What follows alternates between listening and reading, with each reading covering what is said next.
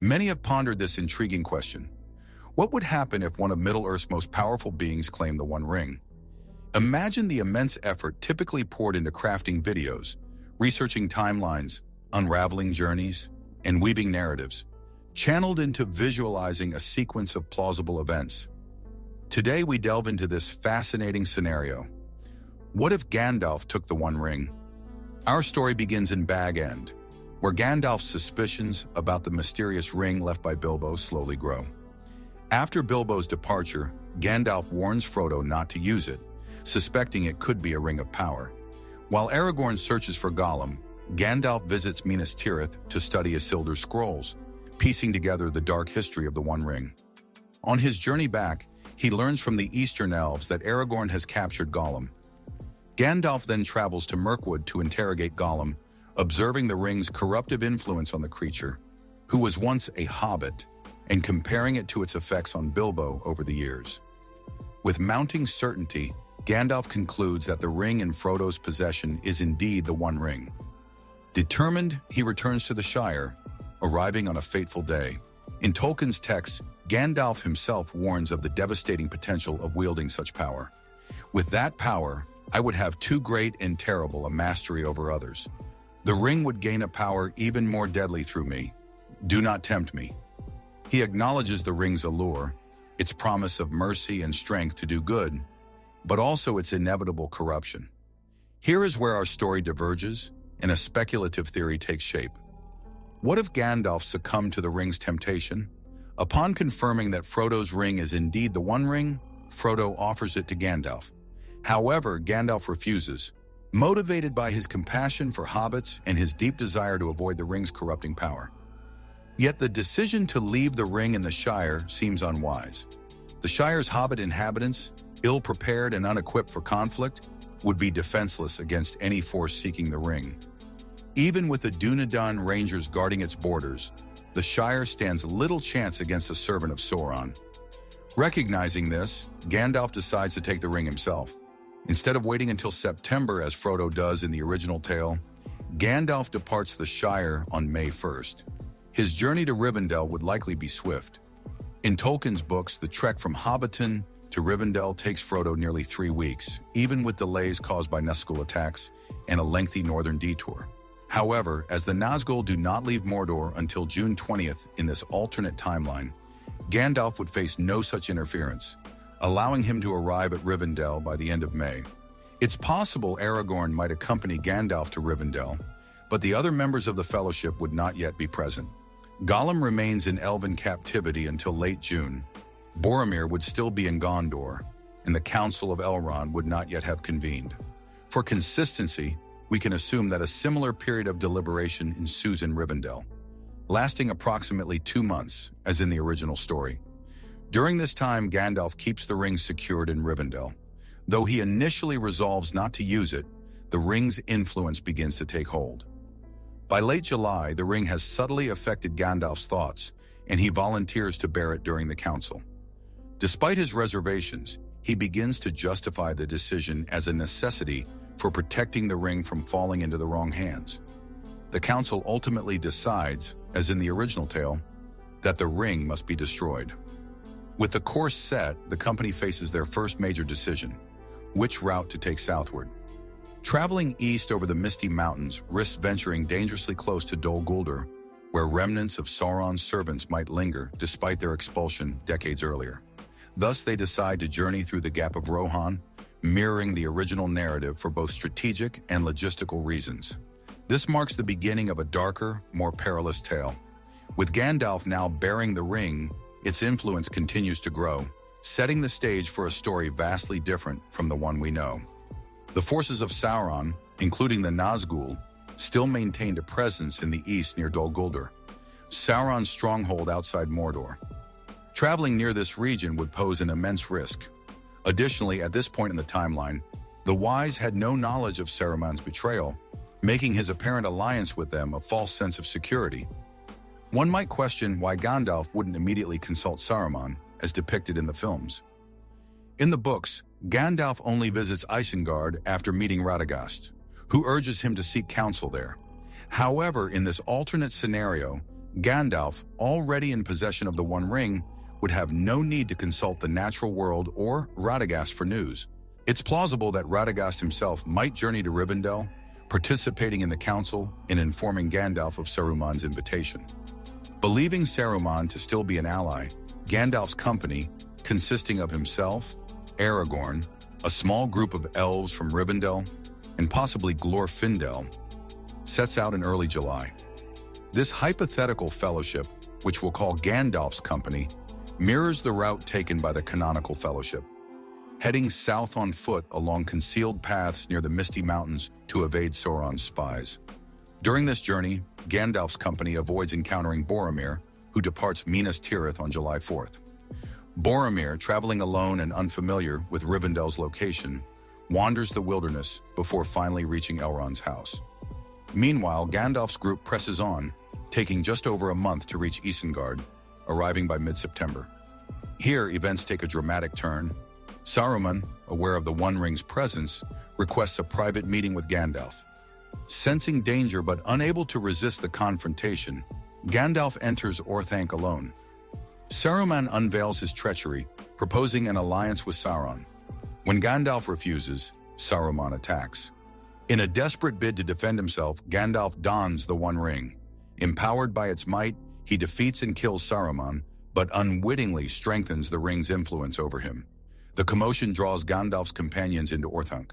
Gandalf explains Saruman's betrayal and justifies his actions, but omits any mention of his use of the ring. The group, shaken by the loss of their trusted ally, takes refuge in Isengard while re-evaluating their path forward. The altered timeline now creates a striking confluence of events. By mid-September, the Nazgul, having scoured the Anduin valleys in vain for the Shire and Gollum, are redirected by Sauron to Isengard upon learning of Saruman's betrayal. They arrive at Orthanc on September 18th, only to find Gandalf's company instead. A confrontation ensues. Initially, the company resists the Nine with difficulty. However, Gandalf, emboldened by the ring's power, dons it once more. The Nazgul, sensing the presence of the One Ring, recognize Gandalf as its new master and submit to his command. Aragorn and the elves are horrified by this turn of events, but Gandalf dismisses their concerns, insisting that controlling the Nazgul is a strategic advantage against Sauron. Gandalf rationalizes his actions, claiming that the Nazgul cannot be destroyed while Sauron and the ring endure. Instead, he proposes to wield the ring's power to disrupt Sauron's forces. Though his intentions appear noble, the ring's hold on Gandalf grows, setting the stage for a darker and morally complex struggle ahead. Aragorn emerges victorious, and the elves permit Gandalf to command the Nazgul. Gandalf orders the Witch King to return to Minas Morgul and prepare for war, rallying all the orcs under his command. Meanwhile, Gandalf's company journeys southeast through Rohan, arriving at Edoras approximately a week later. In this reimagining akin to the books, the kingdom of Theoden, referred to humorously as Ugly Denny, has been weakened by the manipulative influence and venomous words of Grima Wormtongue. The true Gandalf, as envisioned in this theory, reaches Edoras, heals the king, and banishes Wormtongue from the kingdom. Unlike the more hesitant Theoden depicted in the films, this Theoden is immediately prepared to rally his people for battle.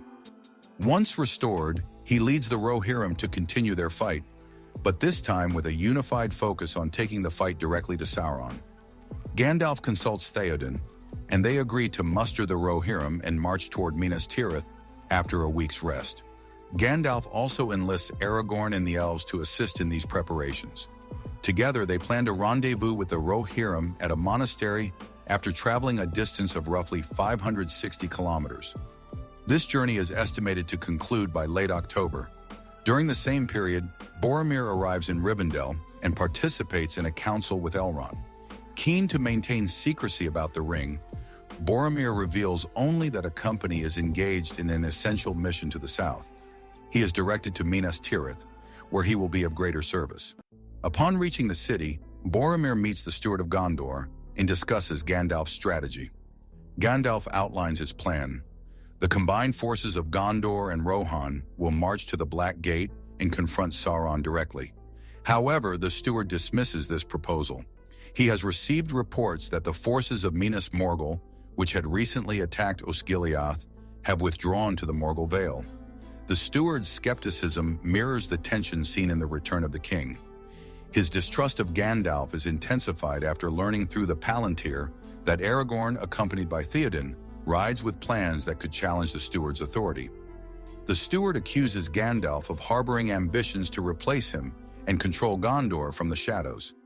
If Gandalf claimed the One Ring, his descent into tyranny would be a cautionary tale of noble intentions, corrupted by absolute power. Here's how such a hypothetical scenario might unfold. Aragorn's victory secures Gandalf's position, and the elves grant him the authority to command the Nazgul. Gandalf orders the Witch King to return to Minas Morgul and amass an army of orcs. Meanwhile, Gandalf and his company travel southeast through Rohan, arriving at Edoras within a week. The kingdom, weakened by Grima Wormtongue's manipulations, mirrors the events of the books. Gandalf heals King Theoden and banishes Wormtongue. But unlike the films, Theoden immediately rallies his forces to confront Sauron. Gandalf and Theoden agree to gather the Rohirrim and march to Minas Tirith after a brief respite. Gandalf coordinates with Aragorn and the elves, setting a plan to travel over 500 kilometers and assemble at a designated point by late October. Simultaneously, Boromir reaches Rivendell and participates in Elrond's council. Keeping the ring's existence secret, Boromir reveals only that a company is on a vital mission. He then journeys to Minas Tirith, where he meets the Steward of Gondor. Here, tensions escalate as the Steward accuses Gandalf of seeking to replace him. Fueled by the ring's growing influence, Gandalf abandons diplomatic courtesies. In a fiery confrontation, he declares Gondor's throne will once again seat a king. Wielding the combined power of Narya and the One Ring, Gandalf incinerates the Steward and assumes control of the city, immediately initiating preparations for war. After consolidating their forces, Gandalf leads the armies of Gondor and Rohan toward the Black Gate. Along the way, the Nazgul, under Gandalf's command, attack Sauron's orcs, creating chaos within the Dark Lord's ranks. Gandalf's forces arrive to find two decimated armies, and he directs the Nazgul to annihilate all remaining orcs, declaring that Middle-earth must be purged of Sauron's influence entirely. In the climactic battle, Sauron, weakened by his corruption and overextended power, emerges from Barad-dûr to confront Gandalf. The two clash, and Gandalf, wielding his immense power, destroys the Dark Lord. However, the ring's grip on Gandalf tightens. Aragorn, sensing the danger, offers to take the ring to Mount Doom. Gandalf, now fully under the ring's influence, refuses, claiming the ring is essential to maintaining peace in Middle-earth. When Aragorn insists, Gandalf perceives it as an attempt to usurp him. In a tragic turn, Gandalf summons a Nazgul to assassinate Aragorn, justifying the act as necessary to preserve order. With Sauron defeated, Gandalf declares himself the protector of Middle-earth. He establishes a regime where the Nazgul enforce his vision of peace through fear and brutality. While his rule brings stability, it is a twisted and oppressive version of the harmony he once sought. Gandalf's actions turn his quest for good into a tragic tale of noble ideals corrupted by power. This alternate timeline underscores Tolkien's warnings about the corrupting nature of the ring. Gandalf's fall into tyranny, though vastly different from Sauron's malevolence, would be no less tragic, as he justifies great evils in the name of the greater good. What do you think? How might this alternate scenario further evolve? Share your thoughts in the comments, and don't forget to like and subscribe for more fascinating theories. See you next time.